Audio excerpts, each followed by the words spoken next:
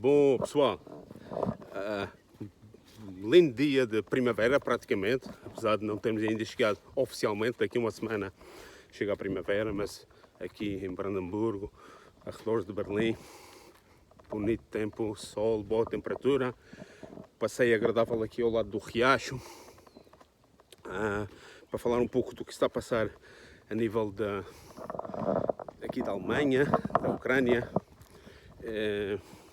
Vocês, como sabem, há cerca de uma semana houve uma fuga de informação de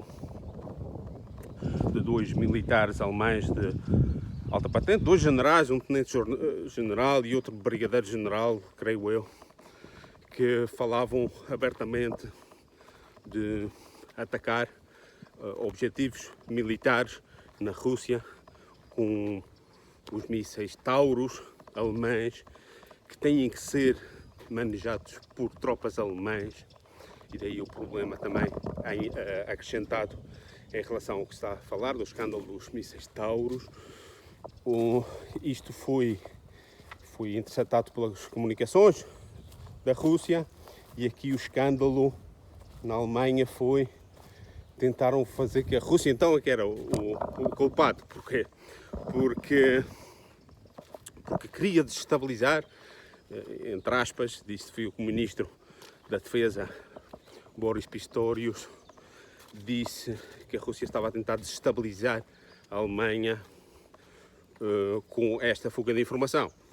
Mas, obviamente, o que é importante aqui, como disse ontem a deputada Sara Wagenknecht no Parlamento, não é a fuga, é o conteúdo. Ou seja, o que é que faziam dois generais a fazer planos de atacar um país terceiro, quando a própria Constituição da Alemanha é clara em relação às guerras. A Constituição alemã é bastante pacifista, por assim dizer, por causa da sua história. E então eles estavam incorrendo já numa ilegalidade. E claro que os russos não gostaram nada disto, mas isto vem acrescentado à possibilidade de que a Alemanha enviasse mísseis Taurus para a Ucrânia, mas o chefe do governo, o chanceler Olaf Scholz, já o disse várias vezes, não haverá, porque ele sabe qual é o perigo que incorre numa situação em que esses mísseis e tropas alemãs estivessem na Ucrânia a manejar este tipo de armamento. Seria uma guerra aberta com a Rússia, e isso ele sabe, e então já disse várias vezes que não enviará mísseis Taurus para a Ucrânia. No entanto, ontem no Parlamento, a proposta da CDU-CSU, o Friedrich Merz, voltou com o tema dos mísseis Taurus ao Parlamento, ao Bundestag, para tentar de novo entrar na guerra contra a Rússia. Não passou, a moção ontem no Parlamento não passou, mas houve muitos votos ainda a favor, especialmente dos liberais, e aqui está o problema: os liberais fazem parte do governo e acederam a este convite do secretário-geral da CDU, dos democratas cristãos, no Parlamento, para hostilizar o próprio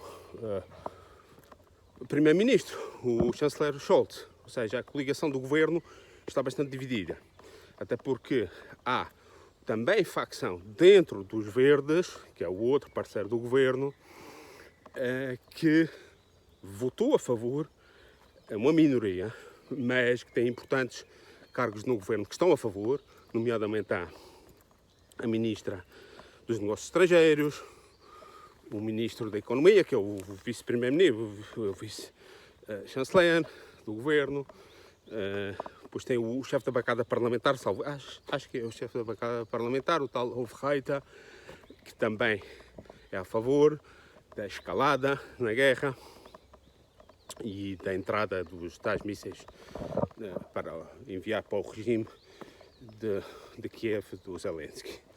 Então é uma situação muito perigosa em que os Estados Unidos, há um artigo bom que eu traduzi e está publicado na página do Geopol, para aqueles que têm uma assinatura, que explica que isto é uma forma como os Estados Unidos está distanciando do problema na Ucrânia e está passando aquilo que se chama em português, passando a batata quente para os europeus, em particular os alemães, claro. Então está deixando este ónus, esta responsabilidade da parte dos alemães, enquanto já está preparando para ir para a China, para o Pacífico, para o cenário de Taiwan. Então, o tema da Ucrânia fica com os alemães, com os europeus e ainda por cima os americanos fazem os alemães culpados do problema. O que os americanos fizeram com esta operação, isto seria, segundo o autor, que é um militar e historiador, Wolfgang Effenberger, diz que isto só beneficia os planos de Biden de radicalizar a Alemanha contra a Rússia contra a Alemanha, e jogando, ou seja, movendo as próximas peças do seu tabuleiro de xadrez contra a Rússia, sendo os alemães os próximos, neste caso, porque a Rússia vê como, obviamente, agora culpa a Alemanha. A porta-voz Maria Zakharova falou claro sobre o tema, que os alemães entram como parte beligerante. E então para os americanos é confortável porque estar a implicar a Alemanha como se a Alemanha fosse a culpada. E não é bem assim, porque aqui há operações que estão por trás. Quem é que mandou estes generais fazer essa conversa? E aqui não há assunção de responsabilidades, ninguém falou em demitir estes dois generais que estavam a cometer uma ilegalidade gritante à luz do direito da Constituição alemã. O que é grave, bastante grave.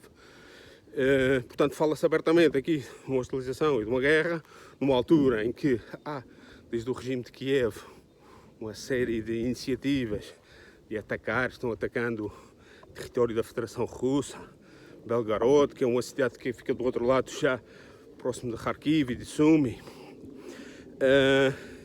E mais, ontem, ou foi antes de ontem, chegaram a fazer ataques com drones, com um enxame de drones, e esses drones têm sido fornecidos pela Grã-Bretanha, imenso. A Grã-Bretanha disse que ia enviar agora, recentemente, 10.000 drones novos para a Ucrânia. Bem lá dentro, perto já de Moscovo, ficava, estive a calcular, estive a ver isso no mapa, quantos quilómetros é que ficava? Mais de 500 quilómetros da fronteira da Ucrânia. Ou seja, bem lá dentro. E já não é a primeira vez, o ano passado tinham feito, e até perguntava-se se isso não tivesse sido feito no Cazaquistão, porque já era tão lá para leste, já era mais próximo do Cazaquistão do que da Ucrânia. Ataques dentro da Federação Russa. Isto também faz-me perguntar, afinal, que raio de sistema anti-aéreo, sistema que os russos dizem ter, e depois permite coisas destas. Não é? Já não é nem a primeira vez, também na Crimeia já se passou coisas parecidas, e onde é que está esse tal sistema infalível? Muito mais preciso é o sistema que os israelitas têm, não é? Porque também são outro tipo de armas, mas interceptam muito mais ataques quando é do Hamas e por aí adiante. Então esta situação extremamente perigosa. Há eleições, as eleições começam hoje na realidade, sexta-feira, amanhã e depois. Sexta, sábado e domingo, eleições na Rússia, toda a gente sabe que o Putin vai ganhar. Mas pode ser aproveitado o período de eleições, com a morte do Navalny há 2 semanas atrás, de agitar a oposição, apesar disto ser uma coisa cada vez mais difícil. Eu julgo que os americanos, a inteligência, os ingleses, toda essa principalmente depois aqui a maquinaria de propaganda aqui no Ocidente, vai tratar de fazer dali, das eleições, deste momento, com estas incursões destas tropas tanto tropas ucranianas em território russo, como daqueles movimentos de libertação da Rússia e não sei o quê, que são ligados à Ucrânia, que são de grupos neonazis russos da oposição. E há que também ter muito cuidado de ver o que é que se pode vir a passar no Cáucaso, que é o ponto mais débil, creio eu, da Rússia, numa situação de convulsão interna. Portanto, não é para brincar esta situação, porque, na realidade, isto tem que ser dito, o presidente Putin tem realmente, nos últimos tempos, já desde há 2 anos, há mais, mas desde a invasão da Ucrânia, tem desrespeitado a lei russa e a doutrina russa para manter a paz. Porque nem sequer declarou guerra à Ucrânia, obviamente, que é uma situação em que há uma operação militar especial, quase policial, para desfazer, desmilitarizar um regime que é, do ponto de vista dos russos, ilegítimo desde 2000, da Revolução do Maidan, quando puseram o último presidente eleito, que ainda por cima era neutral, então não é considerado uma guerra. Mas os ataques que foram feitos, sabendo que, e os russos disseram através da Maria Zakharova, e disseram através também do porta-voz da presidência, Dmitry Peskov, que falou quando houve um quartel general na Crimeia, que fui alvo de mísseis Storm Shadow, que eram os aliados, em particular os ingleses que estavam por trás. Portanto, a lei da Rússia e a doutrina russa é clara nisso. A Rússia já tinha que estar em guerra com o Reino Unido. E já, talvez em Mariupol, com o tema com os franceses, também houve uma acusação que os generais franceses estavam numa operação contra as tropas russas. Então, tudo isto, eu acho que aqui o Ocidente está a calcular mal as coisas. Isto pode redundar numa desgraça. E isto tem que ser dito, tem que ser falado e não vale a pena esconder a cabeça como a avestruz, porque não vai mudar nada para bom. Eu acho que, e já para não falar agora do Macron, ele voltou a falar ontem, hein? Falou a semana passada e agora voltou a falar ontem, ainda não li, mas ele disse que quer entrar na guerra com a Rússia, ou seja, o francês.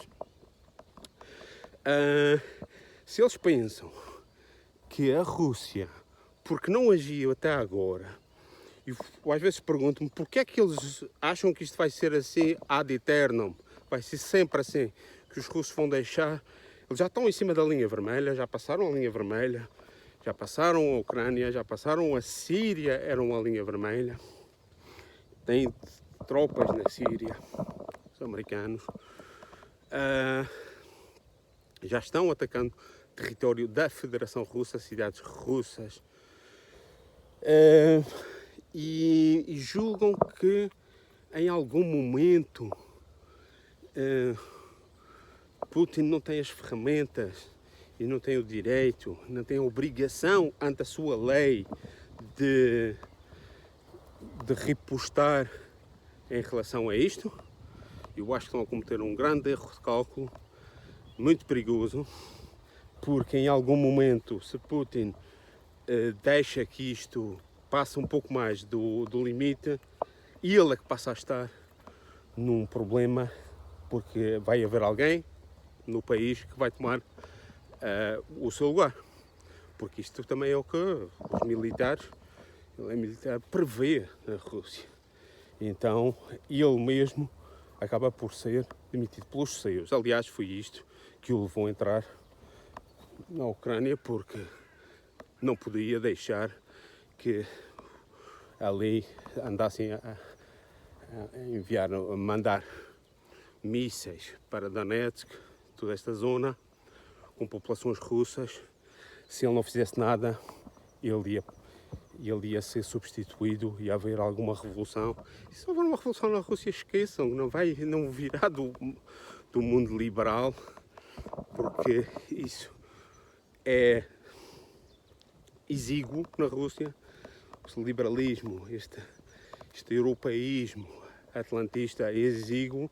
Se houver alguma mudança, será uma mudança para um governo radical, nacionalista, que não vai tolerar o que se está a passar nos últimos 2 anos. Só para terem uma ideia, quando aqui na Europa estes meios de comunicação dizem o líder da oposição, Navalny, ele não é líder da oposição coisa nenhuma, ele era um opositor que foi usado por uma série de motivos, por ser jovem, por ser aquela ideia romântica que se tenta fazer daqui,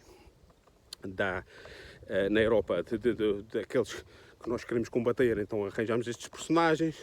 Ele mesmo preconizava um ataque fulgurante à Ucrânia, porque nisso ele era absolutamente nacionalista, muito pior do que o Putin. Mas o líder da oposição na Rússia, Gennady Zyuganov, o Partido Comunista, que eu tenho as minhas sérias dúvidas de quem é que realmente anda a manobrar, quer dizer, diz favorável ao uso de armas atómicas para o tema da Ucrânia. Isto é a oposição da Rússia. Deixemos-nos de fantasias de que Navalny, de que jovem liberal de sucesso, empreendedor de bitcoins e de nova economia neoliberal, esqueçam, porque isso não tem hipótese. O que há é uma série, uma estrutura e há uma série de personagens, muitos deles ainda com formação soviética, que se virem que a linha vermelha já foi pisoteada, ou seja, aqui está o problema todo. Se virem que a coisa, os espanhóis dizem que se é lavada nas mãos, se eles perdem o controle da coisa e o Putin não tem o pulso firme para responder a uma agressão ocidental, então eles tomam o seu lugar e vão-no fazer. Porque esta ideia, os alemães estão bastante mais comedidos, é que o chanceler Scholz, mas é o chanceler Scholz, cuidado, atenção, porque o tipo de oposição do Friedrich Merz, coisa boa na oposição é que está dividida. A CDU e CSU, a União, aqui na Alemanha está dividida. O Merz é um atlantista furibundo, um absoluto lobbyista das armas, da BlackRock e tudo mais. Mas o seu antecessor, Armin Laschet, que perdeu as eleições internas, está contra esta hostilização, tem uma posição bastante mais moderada, não quer escalar com a Rússia, entende os problemas, inclusivamente representa uma cada vez maior voz dentro da direita alemã, da classe empresarial, do que isto é uma desgraça.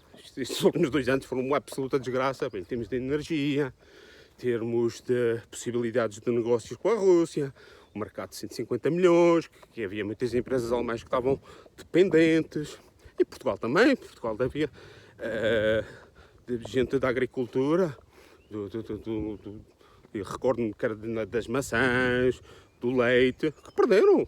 E isto já foi em 2014, com as sanções por causa da Ucrânia. Perderam esses clientes, tiveram que buscar outros, provavelmente menos proveitosos. Enfim, na Alemanha isso é muito maior. E as consequências têm sido devastadoras. Então há uma crescente reação na direita alemã. Há um novo partido no espectro da esquerda, que é claro também em relação ao tema da Ucrânia, com a Sarah Wagenknecht. Vai haver agora várias eleições aqui na Alemanha, estaduais, no leste, em 3 estados, salvo erro, ou 4. E há eleições europeias, vai ser um barómetro bom, mas, à exceção do primeiro-ministro Scholz, nós temos tipos como o Sunak, que é um ultra. Eu acho que Sunak e Biden, por não estarem no continente, não fazerem fronteira, não estarem na posição da Polónia, da Alemanha, da França ou da Itália, sentem-se de alguma forma, eu não sei o que é que informações é que eles têm, que os russos não podem chegar ali, e toda a gente sabe que podem, de forma fulminante. Inglaterra, inclusivamente Estados Unidos. Aliás, há uns mitos que é bom esquecerem. Esqueçam essa coisa de um ataque estratégico, como vocês viam naqueles filmes horríveis dos anos 80, 70, Day After e não sei o quê, que a cidade é toda calcinada. Não é assim, mas não é que seja boa coisa. Hein? Ataques táticos a pontos nevrálgicos, sejam militares, sejam inclusivamente de infraestruturas civis, para energia, comunicações, podem pôr um país de pernas para o ar, em português corriqueiro. Podem pôr isto num caos. Isso pode ser feito. Não quer dizer que os russos também depois não tenham a sua...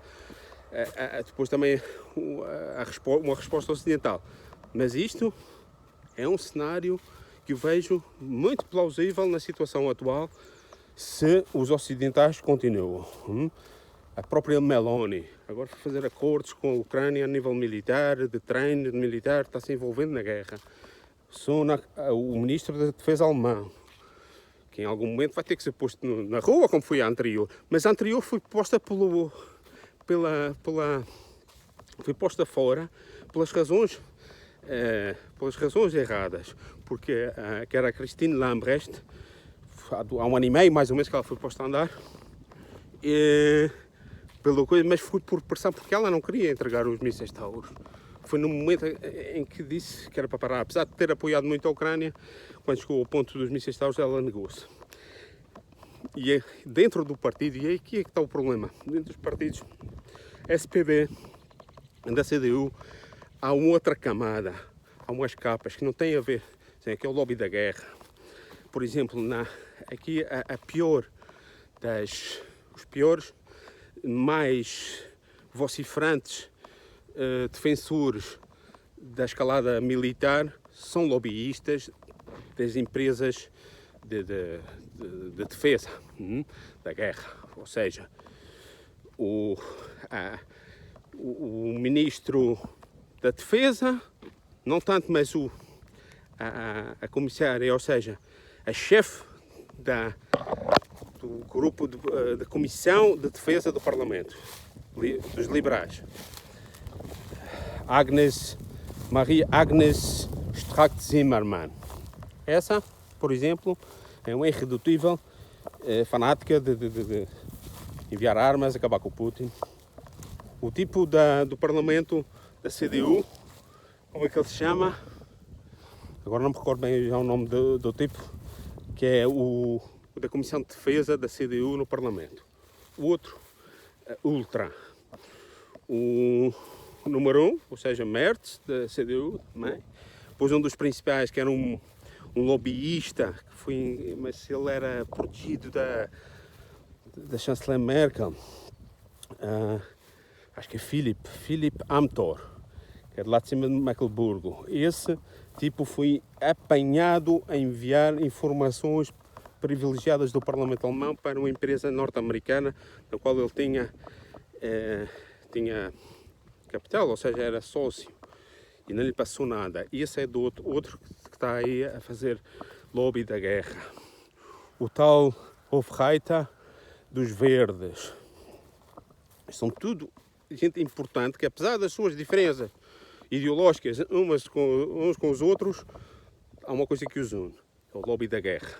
É pensarem que uma guerra contra uma potência nuclear, no caso a maior potência nuclear do mundo, é possível com a guerra convencional, julgando que essa guerra convencional, de um momento para o outro, não passa já para o plano nuclear tático. E daí o problema, quando estava a falar dos ataques táticos, é assim que começa, mas depois pode escalar de um momento para o outro, ou seja, a probabilidade aumenta exponencialmente de já passar para ataques estratégicos, porque entra num remoinho, uma espiral que já não tem saída. Muito cuidado. Estamos num ponto extremamente crítico. Este fim de semana há eleições na Rússia. Vai ser importante, e vai ser muito importante o que se vier a passar, o que pode vir a passar ali no cenário ucraniano. e até o final do ano, até as eleições da Rússia, ou seja, dos Estados Unidos, ou seja, entre agora e o final do ano, nestes 6 meses, neste meio ano, é um meio ano extremo. Depois há o cenário do Médio Oriente, vamos falar. Portanto, eu vou ter aqui para a semana, estou aqui em conversações com o grande amigo Farinazzo, nosso comandante, que ele sabe mesmo. Ele tem uma visão e vamos falar um bocadinho do que está a passar na Ucrânia e do Médio Oriente, porque as coisas estão ligadas mais do que parece. E é um cenário extremamente perigoso também. Enfim, gostaria de ter melhores notícias, mas infelizmente é o que há. E não vou deixar de noticiar e de informar. Portanto, eu conto convosco. Mantenham-se por aqui, deem like no vídeo para que ele tenha maior visibilidade, compartilhem com os vossos amigos, subscrevam o canal e vemos aqui em breve. Até lá.